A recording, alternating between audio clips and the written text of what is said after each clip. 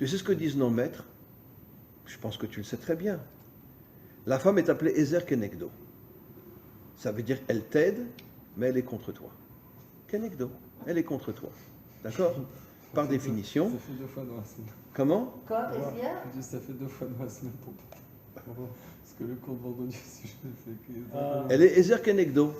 Qu'est-ce que disent nos maîtres sur la femme? Dans le Talmud, un homme doit aimer sa femme comme lui-même et la respecter plus que lui-même.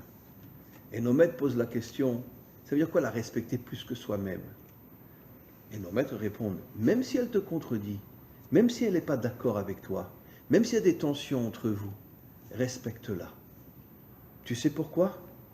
Parce que pourquoi Dieu t'a donné justement quelqu'un qui n'est pas forcément ta boniche et qui n'est pas constamment en train de faire bé? Pourquoi? Pourquoi? Justement pour que vous deux, vous trouviez l'unité. L'unité, ce n'est pas l'uniformité. On n'est pas d'accord, mais il y a une chose qui est sûre, on ne se séparera jamais. Alors les vrais maîtres aujourd'hui, ils disent jamais de divorcer. Il y a une Kabbalah dans le Baba Salé de jamais dire à un couple de divorcer. Oui. Sauf s'il y a une raison. Oui, enfin, il y a une histoire dans le Talmud avec Rav. Sa femme, c'était une folle. Une folle. Mais il a resté avec. D'accord, mais justement, elle venait, il était devant tous ses élèves, elle venait en plein cours, d'accord, elle le prenait, elle le claquait, elle le traitait de tous les noms devant tous les élèves. Après, elle sortait. Un jour, il y a un élève qui se lève, il dit, mais Rav, mais divorce-la déjà. Mais oui. La divorcer? Non.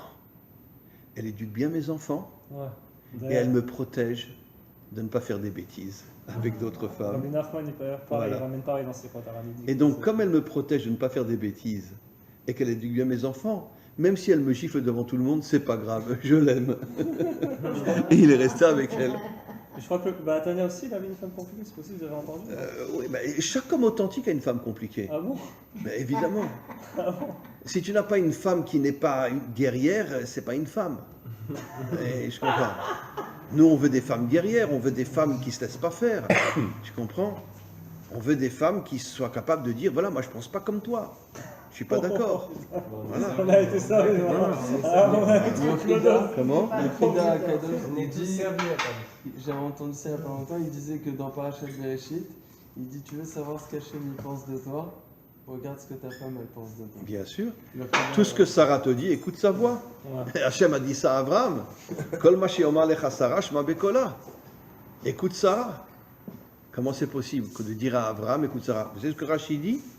Que Sarah était une plus grande prophétesse qu'Abraham. C'était une plus grande prophétesse qu'Abraham. Elle était beaucoup plus grande que lui, dans la connexion avec Hachem. D'accord?